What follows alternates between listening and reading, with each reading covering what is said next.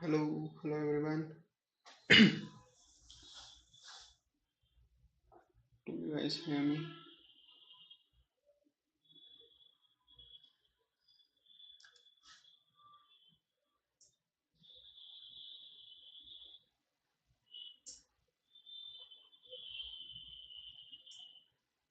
Hello, hi.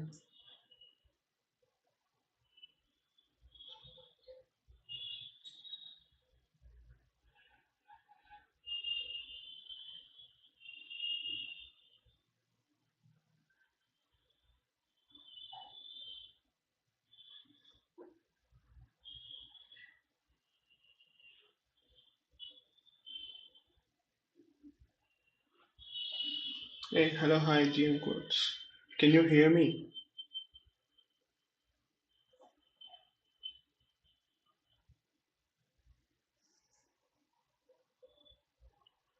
Can hear you.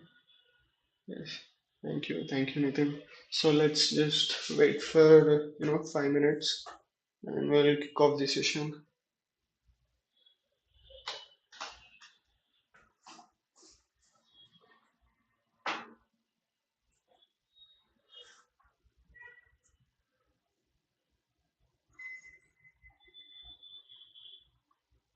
So guys, up until then, just give me your introduction, like where you are from, your name, your college or organization or community, etc.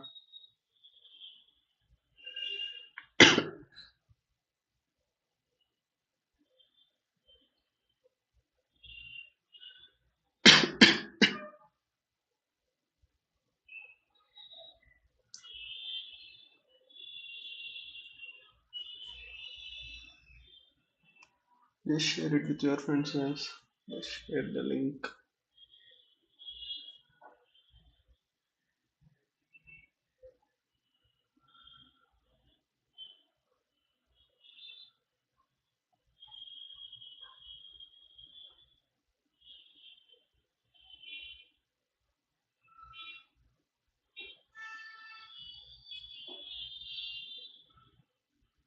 Come on, guys, there are only 19 members. Come on, I need at least 50 to start the session. Come on, just share it with your friends.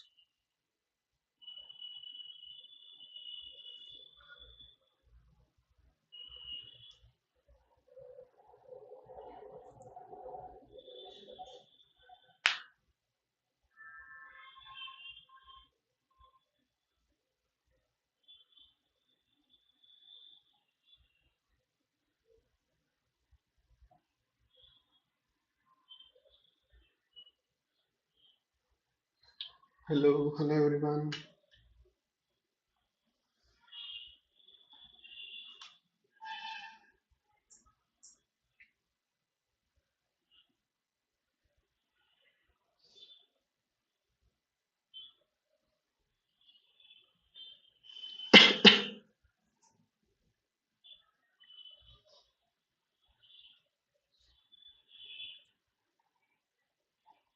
Okay, 28 viewers. Come on, come on.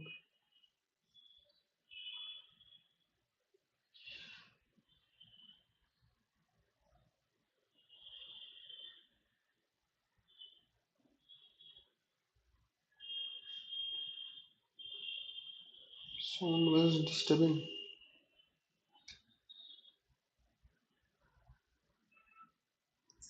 Great.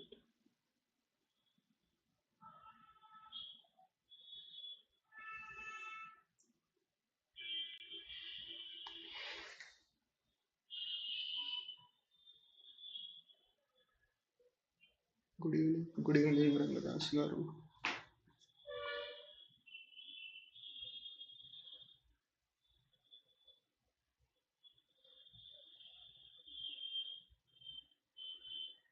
Okay, let's just wait for 2 more minutes and we'll start the session.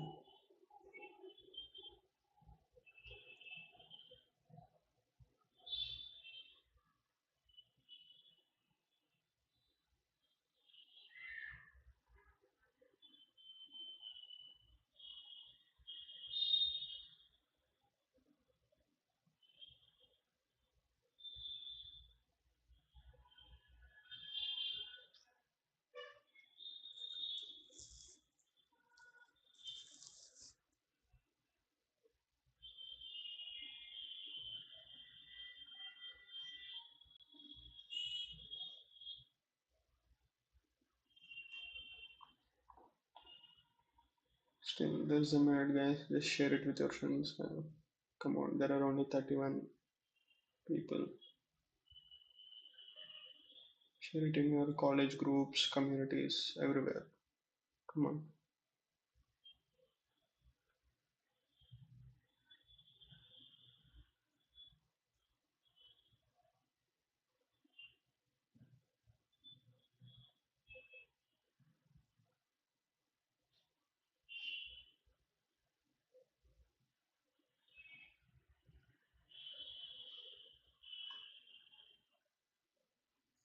Mhm.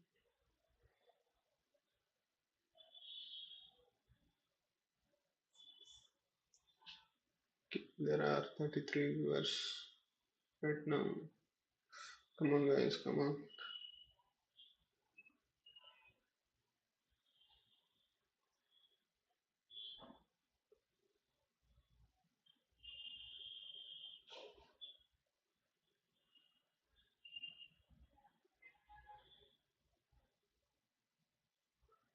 Okay, guys, I'm starting the session.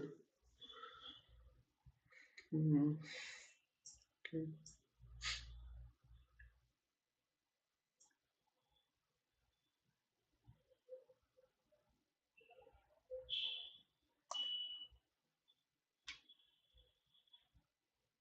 Hello, hello, Anil Kumar Garu.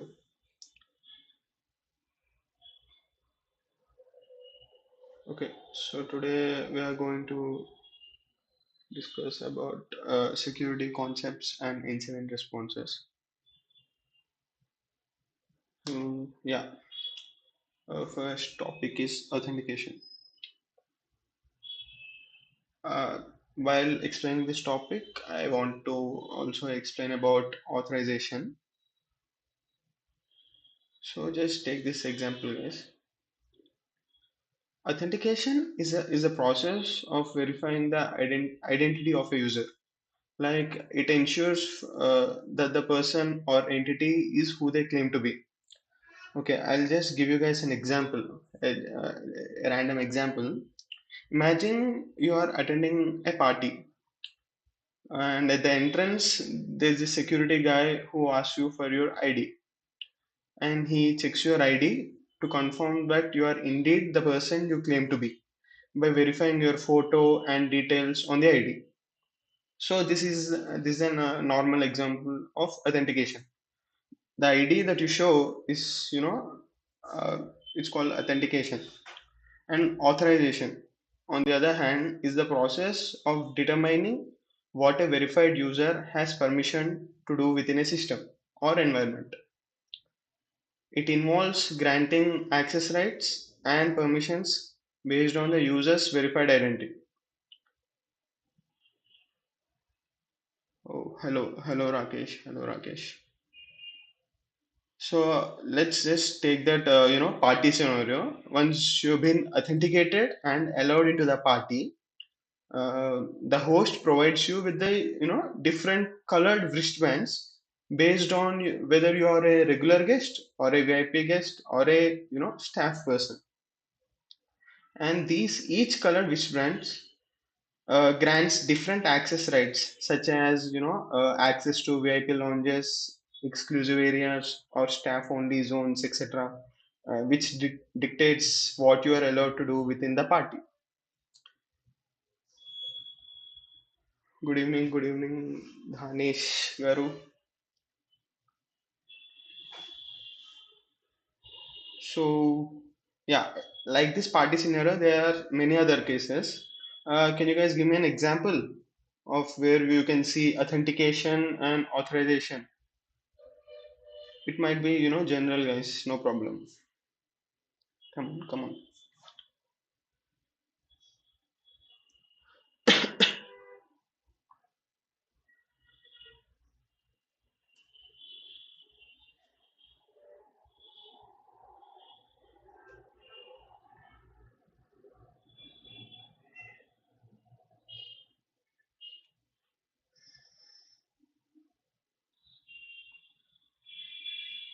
Come on, guys.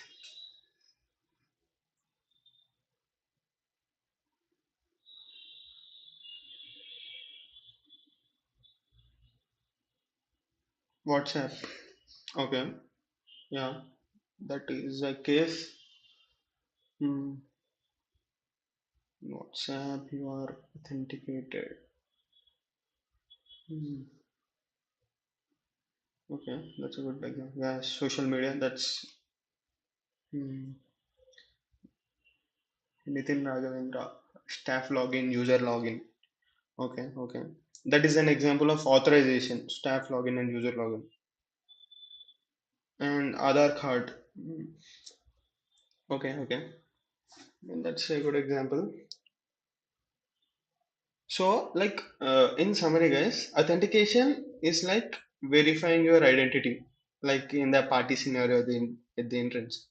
And authorization is akin to the privileges or access granted to you once you are inside based on your verified identity. And authentication confirms who you are, while authorization defines what you are allowed to do after your identity is confirmed. That's the difference between authorization and authentication. Hmm. Raju garu, Aadhaar, college biometric. Okay. Lasya garu, banking industry. Yeah, that's correct. That's correct. That's a good example of authentication and authorization. And Tarun garu, it is like key to their own house. Hmm. I don't know what is your point of view. Okay, it might be true. Okay. Okay, moving on. The authentication factors. Something you know, something you have, something you are. Uh, Let me give you guys an example of, this something, or these authentication factors. Something, this include like passwords, pins, or security questions. Like, they ask, once you are, entering a password or anything, they'll ask you a security questions, right? Like, uh, what is your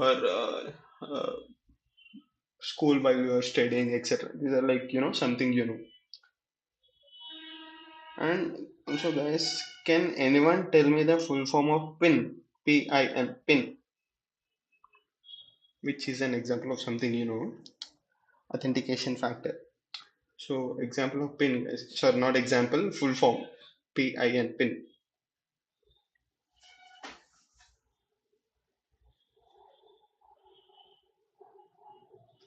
Come on, guys, come on.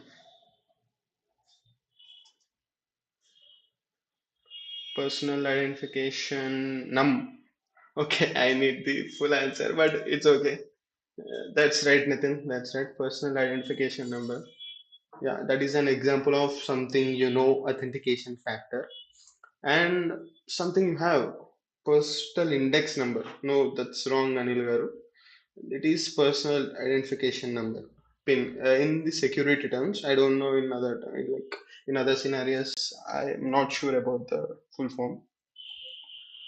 So, and something you have. Come on, guys, something you have.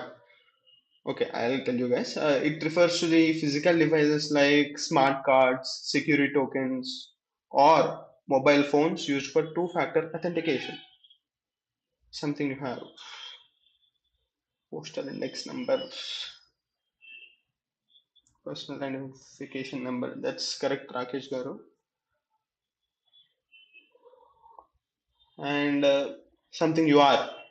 Something you are involves your biometric data, such as fingerprints, retina scans, or facial recognition. MFA. Okay, MFA, multi-factor authentication. Uh, I'll cover the topic in a while. So yeah, popular authentication method, single factor authentication, just something you know. How many? I have a question for you guys. How many of you only use single factor authentication? I mean, you guys don't use multi-factor authentication, like like OTPs and stuff. How many of you guys do that? Fingerprinted mobiles. Yeah, that's correct, Pranay garu.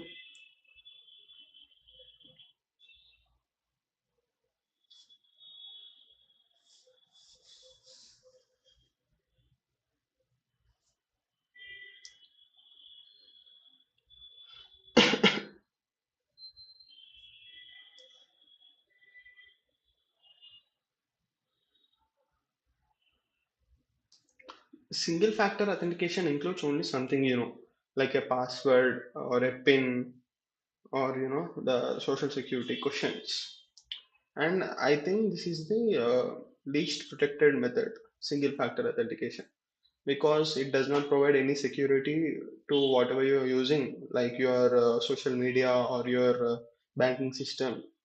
Yeah, but nowadays, everywhere we can see single factor authentication. But there are some sites or, some well-established organizations which allows users to have single factor authentication, which is actually a bad thing to do.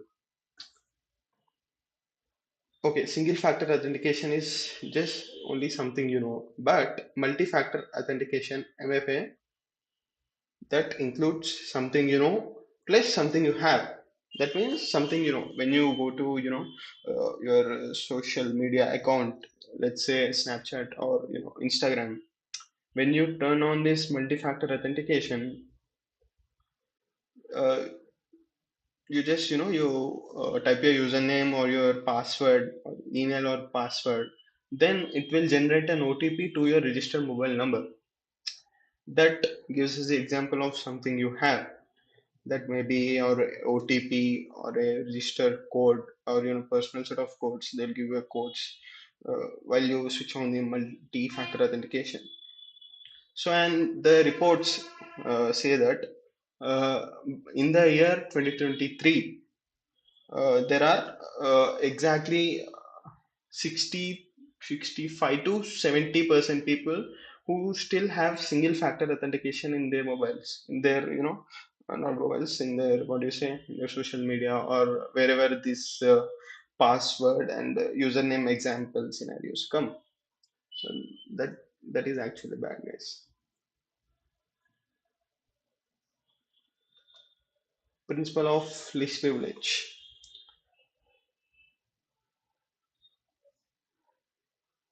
Uh, to say like this is an how should I say it? Yeah, in other words, to say that individuals and processes are granted the only access rights necessary to accomplish their specific roles and responsibilities, and no more.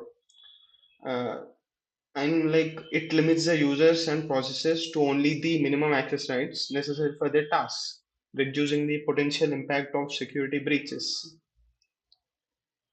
Something means a password. Yes, that is an something it is an authentication factor. Something it is a single factor authentication method.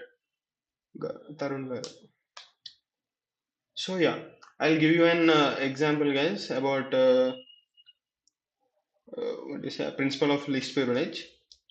Consider this, in an online banking system. Let's just consider there's a bank. Let's say bank called ABC in your area, and the customer can only view their account balance. Can only view their account balance and transaction history, and the transaction he made, and the loans he is eligible for, and etc. And a bank staff member, like a staff member in the bank, can view they can access the customer details for support purposes. Uh, and also an administrator. There will be an administrator in any office scenarios. An administrator is someone who has full control of the systems that are in the office. So yeah, a customer can view their account and view their account balance and transaction history. A bank staff member can access customers details for support purposes, when they want to change their data or change their phone number, etc. And an administrator has full control, including adding or removing user accounts. Like they can even add new what is a user in the network, and they can also modify system settings. That is the concept of principle of least privilege, guys. I mean, the example that just I gave, it tells you how this principle works. Any doubts, guys, in this concept? Come on, come on, come on. Come on, Nitin, do you have any doubt? Good evening, Vaishnavi Garu. 20 minutes late, and it's okay. You can just go back and watch the whole thing.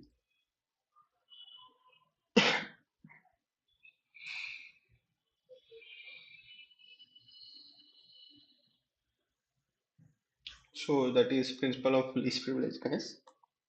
And authorization, yeah, I've told you at the beginning. Authorization is the process of granting or denying access, rights, and privileges to authenticated user systems. I've given you the guys the example of authorization,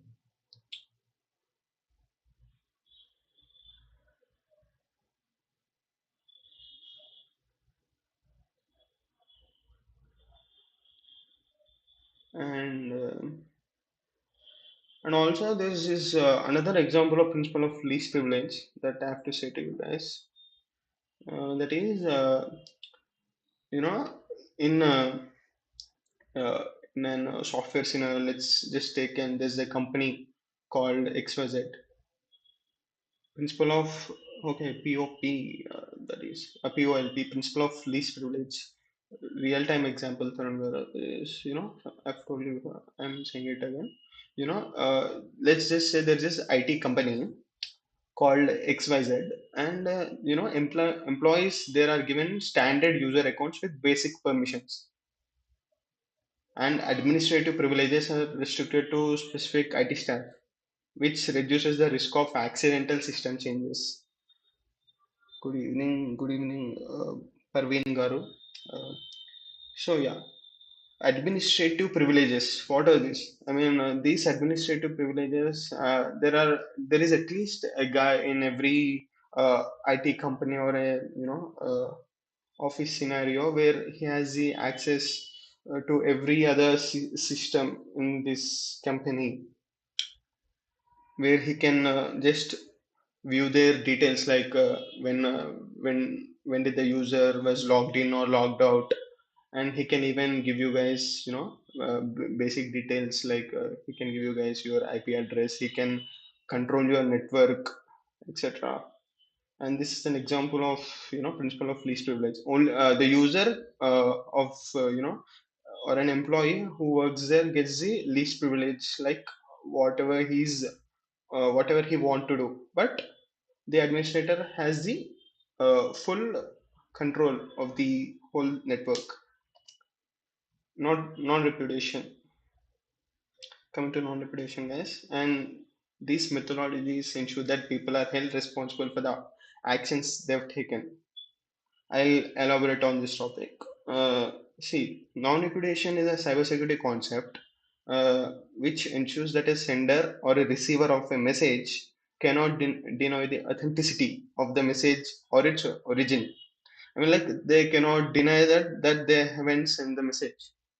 Or okay, let's just take an example of a cyber crime that happened, and the police, or the cyber police have got to know that there has been this what do you say, this crime, and they've caught the uh, hacker or the attacker who done this attack. So here non-repudiation comes to place, where then the people are held responsible for the actions they've taken. The attacker is held responsible for the attack he made. Even if he denies it, there are digital footprints, there will be digital footprints that he may have done the attack. Privacy, you guys know what privacy is, right? Privacy is the fundamental human right in this crucial digital age. And I think the privacy is the right of an individual to control the distribution of information about themselves, which involves managing what information is collected, how it is used, and who has access to it. And yeah, Instagram is a very good example, for privacy. There are options for users, to make their profile personal or public or private. That is a good example of privacy. And can anyone of you guys tell me, example of privacy? I, I know that's just yes common thing. You guys can say it. What is cookies in a website? Okay, I'll tell you guys at the end, guys. At the end. Come on, let's just change the topic right now.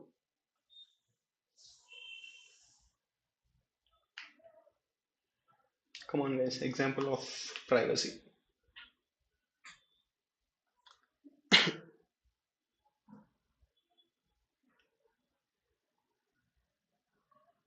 using VPN. Wow. Okay, that's a very good example. And what is the full form of VPN, Nitin?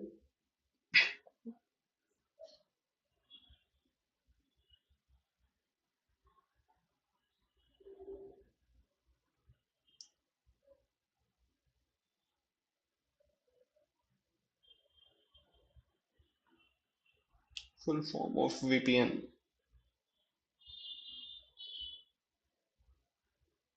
Virtual private network. Yeah, that's correct. That's correct, Nitin. So yeah, now let's move to the other topic. Risk management terminology. Asset, vulnerability, and threat.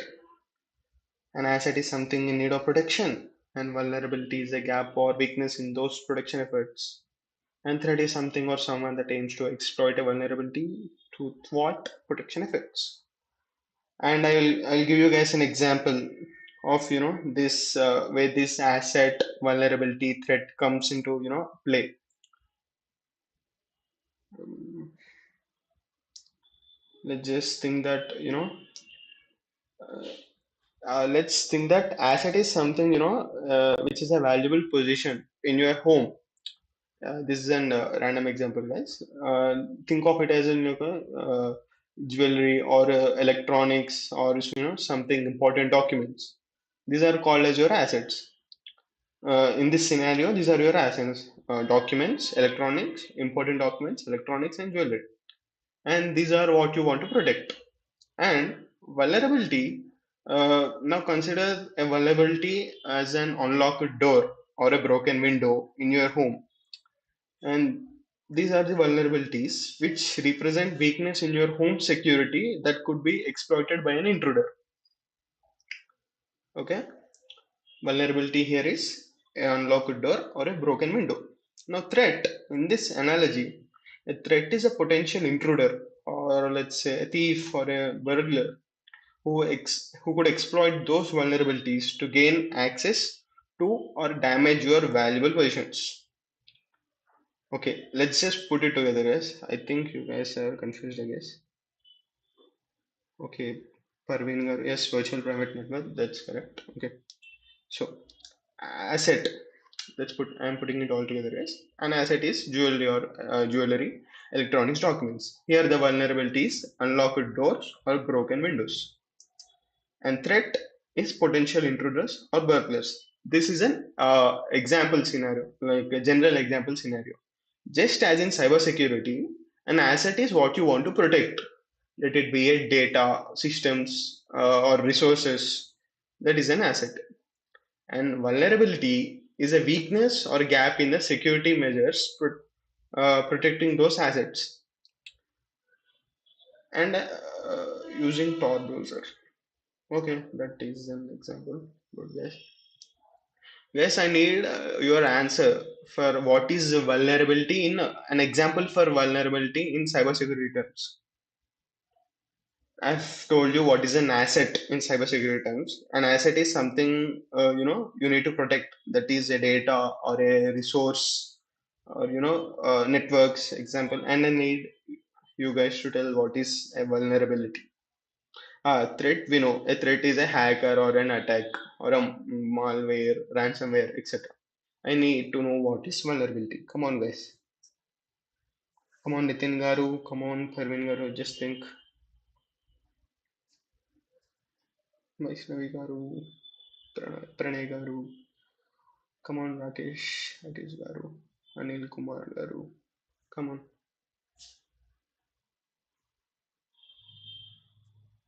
vulnerability in cybersecurity terms.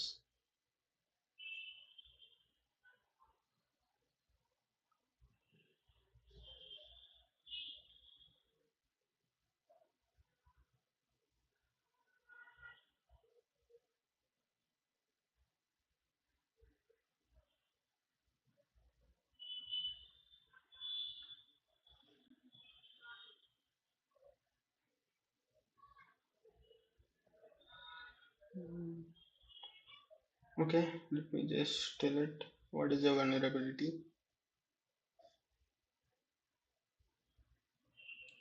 Okay, vulnerability. You can take a weak password. It might be a vulnerability. Some people just keep passwords like 1111 00. That is a vulnerability. And you can also take, outdated software. Yes, possibility of being attacked. Okay, Rangadas garu. Okay. Syed Kaif garu, weakness in IT system can be exploited by an attacker to deliver a successful attack. Okay, that's good. That's good. Raju garu, whether the data can be accessed by the system, but those protection can be accessed by someone or third person. Okay, that's right, Andy. You just elaborated the, simple answer into a complex one. Okay, that's good. That's good. But vulnerability can be something like outdated software or unpatched systems. Yesterday, I've told you guys, right? There are WannaCry ransomware attack. The vulnerability over there is outdated software. People didn't know. Just uh, people didn't have that knowledge. How to update a system from how to update a system like that. So, guys, the end goal of a cybersecurity is to identify vulnerabilities in a system or network, like weaknesses in your home security, and to implement measures to protect these assets from potential threats. And like the example we have taken, like securing doors and windows to prevent intruders from entering. And those are the measures that we have taken in the above scenario. But in the cybersecurity terms, we can just think of it as like we can increase our defense system, or our home network. That might be a good measure to take. What is the role of IP address? Yeah, that topic I'll be covering tomorrow, Tarun Garu. IP address. Let's just consider that's the address of your system or a computer that is connected to the internet. Vulnerabilities. Yes. Okay. I will give you guys an example scenario of a vulnerability. A company uses an outdated version of content manager management system, CMS. You guys have CMS, right? Yes. For its website. And hackers exploit a known vulnerability in this version, gaining unauthorized access to the website database, or stealing customer data. This is an example of a vulnerability. By given example, I can tell that the vulnerability is an inherent weakness or flaw in the system or component which, if triggered and acted upon, could cause a risk event to occur. Here, the risk event is stealing customers' data, and gaining unauthorized access to website database is also a risk event, which is considered as a vulnerability.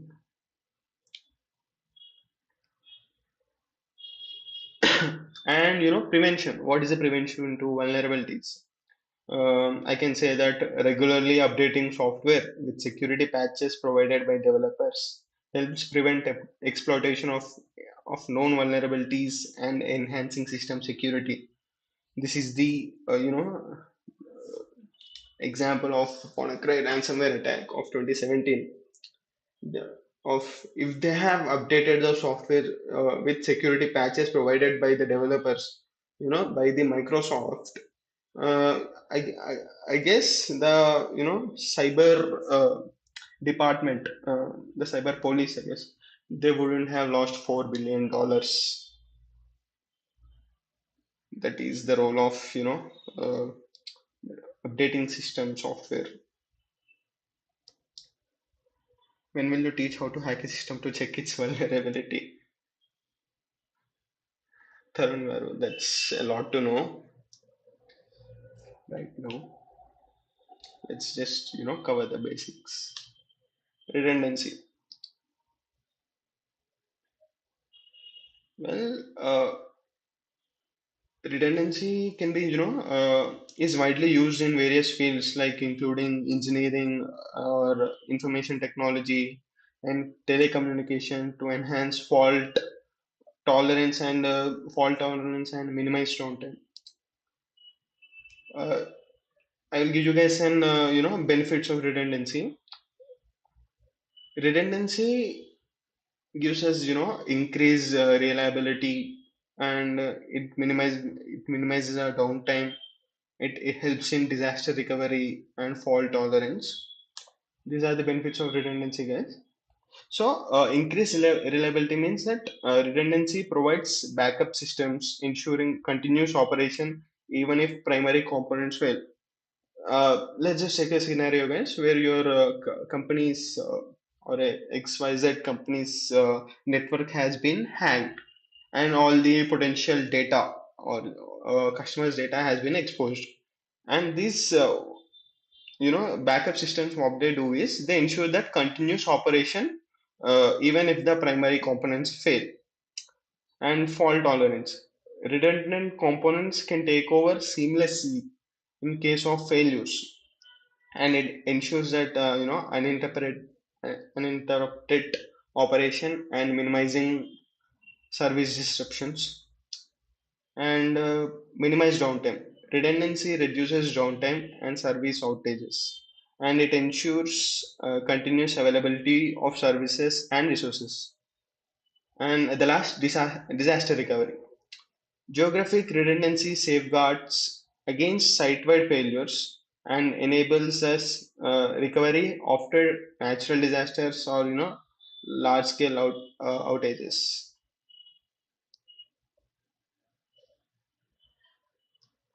So let's just do you guys have any doubts? Just pose them. Yes, come on.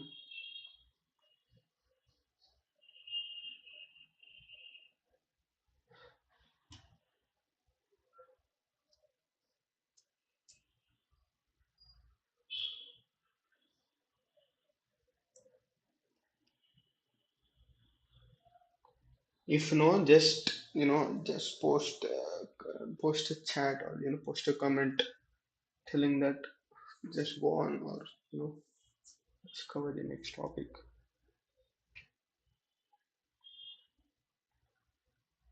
Okay, guys, breach. No, no, yeah, that's good. Thank you, thank you, Nitin. Sorry, yeah, breach.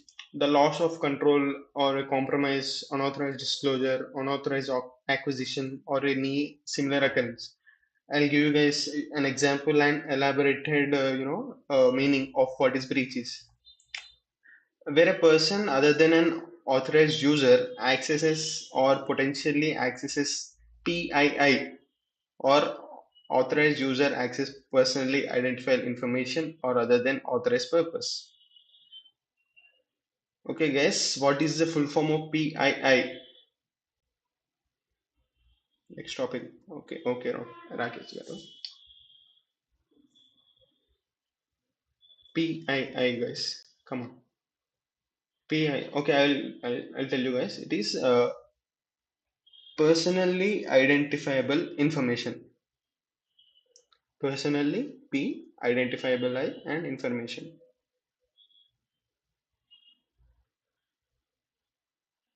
And what are the examples of PII?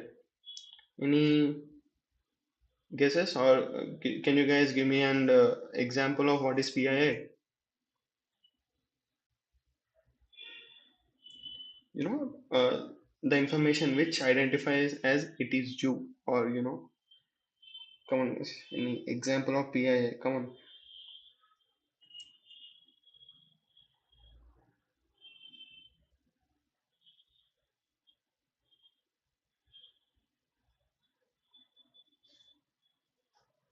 Well, your social security number, or let's say your driver's license, or your address, your personal home, or work address can be identified as your PIS. Aadhaar, yes. Yeah, that's correct, Rakesh Garu. That's correct. And I will give you guys an example of breach. A cyber criminal group or a hackers group exploits a vulnerability in an e-commerce company website. Okay, and that gaining unauthorized access to their customer database can be called as breach. Just a random scenario, guys. Okay, and moving on. Patient data. Yeah, that's good. That's good. Anonymous girl Garu. That's good. And incident, guys. What is an incident? Yesterday, I've told you what CI triad is, right? Confidentiality, integrity, and availability. And the event that actually jeopardizes the CI triad is known as an incident. That's it, guys. That is what incident is. And I will give you guys an example of what incident is. A healthcare facility. Let's take an example. A healthcare facility, a hospital falls victim to a ransomware attack, disrupting critical operations and compromising patient data. Okay, guys, I need an answer from you guys.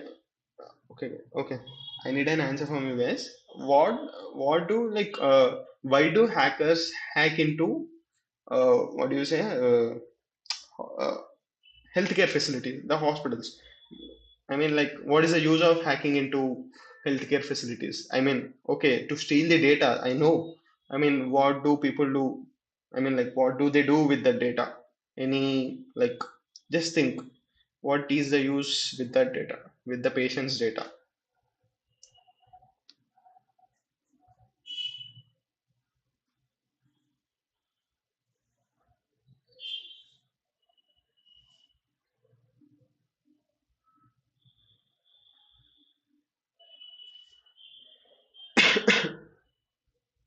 More data can be collected. Okay. Mhm. I mean, like, they steal the data, right? What can they do with the data?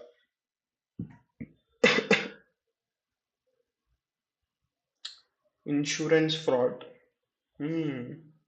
In a long run, that may be right. I mean, like, yeah, they can do that in a long run. Fishing. Hmm. No, I think no, guys. Fishing. I think Rakesh Garu, that's wrong, I guess. Personal gains. Last year, however, that's correct. Personal gains. Yes. For personal gains, people, yeah, steal the data, steal the patient's data. That's good. And I can tell that people can, sell the data on, black market. And what do they people? Why do those people, those black market people, need the data? Well, okay, selling it to other hospitals. That's nice. That's correct, Karun Garu. That's correct. And incident response. There are four stages in incident response, guys: preparation, detection and analysis, containment. Sorry, containment, eradication and recovery, post-incident acceptance, and business continuity.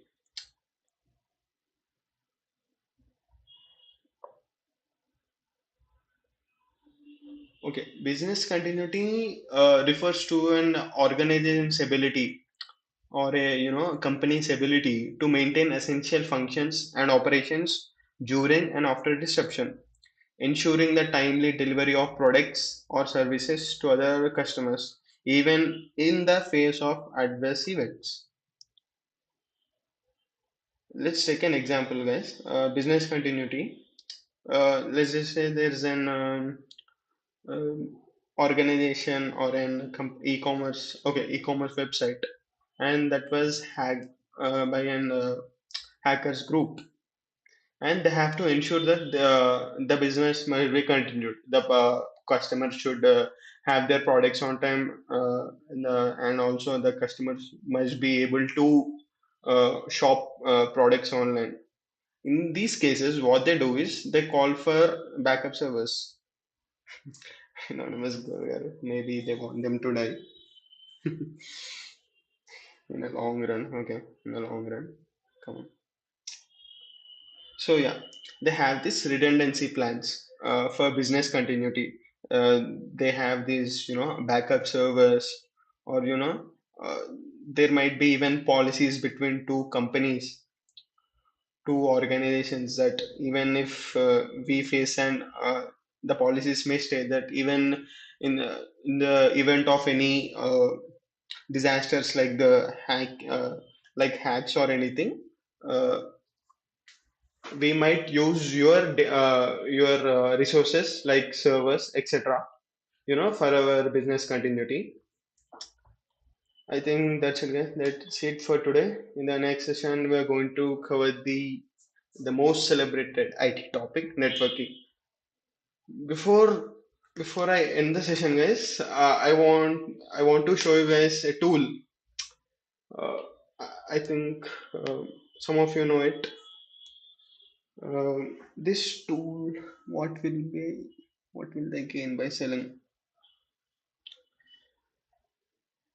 Himabindu Varikuntla? That's a good question, indeed. Money. Yeah, that's good answer, Tarun garu.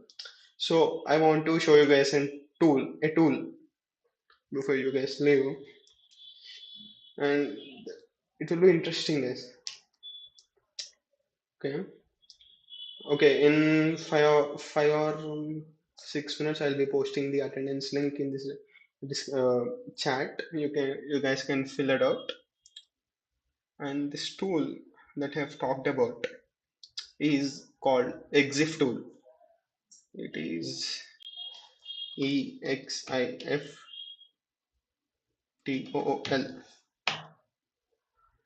GitHub link. I will send you guys. I will send you guys. It is even available on YouTube. Like there are some people who there are some uh, what do you say, people or YouTube channels uh, that tell you how that explains you how to use the tool. So I'll just tell you guys how to use it. I mean, I think, okay. There's a photo, guys. I have took of my friend. It is a very like a very long ago, I guess. I mean, a year or so, I guess. It was a year or so. I don't know the exact date. Let's. What I do is I'll just copy the path of this photo of this picture I have, and I'll just open my shell here,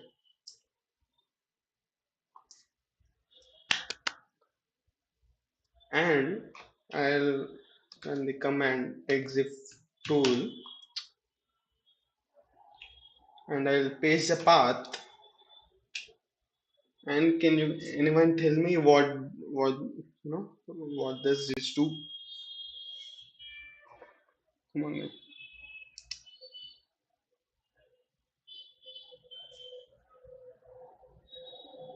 Come on, Rakesh Garu. Can you tell me, Tarun Garu, Lasya Garu?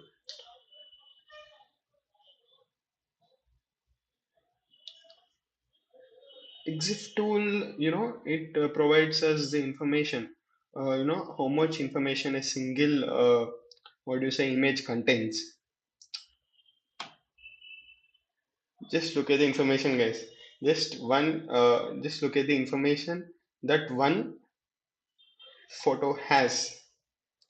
First, it gives us the EXIF tool version number, extract metadata. That's good. That's good. See. Okay, guys, this gets interesting, guys. Come on. And The file size. Okay, that's good. That's good. And camera model name. It is Nokia mobile. I've used it. I guess uh, last year, I guess.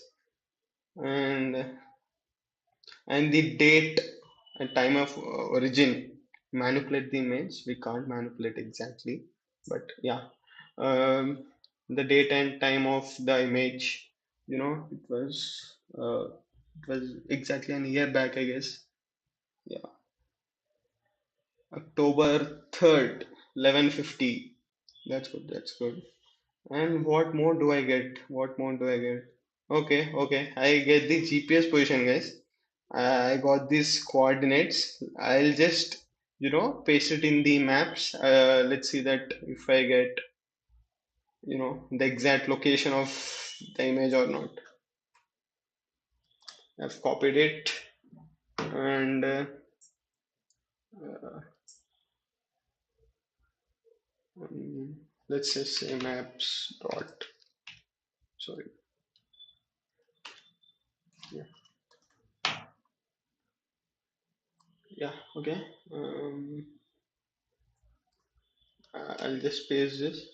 Get is not coming. Okay, we have to provide the degree.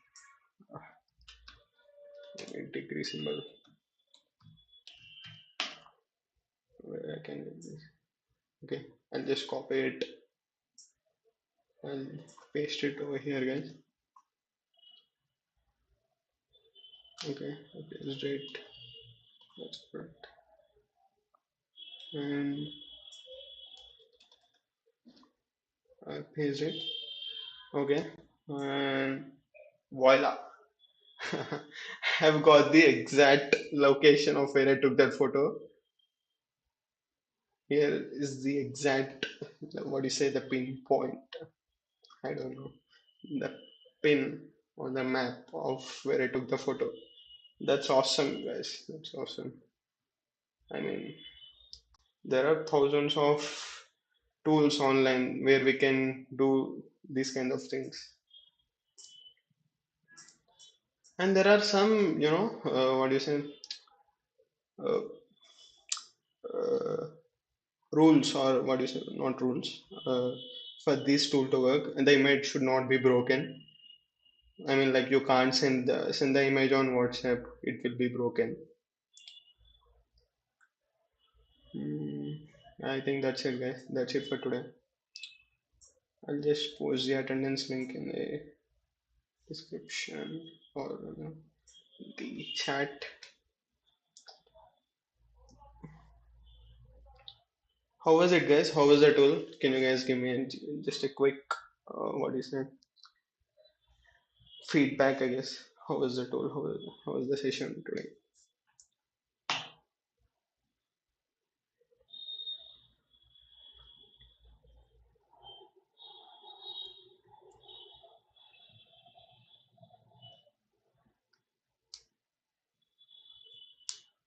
OP, OP. Thank you, Nitin. GM codes for thank you, Andy. So, guys, I provided the link to the attendance and just fill it out. And only the people who have the attendance on these 5 days will be receiving a certificate. Thank you, Anonymous Gunvar. So I'll be ending the session, guys. Thank you. Thank you so much for your cooperation, guys. Thank you.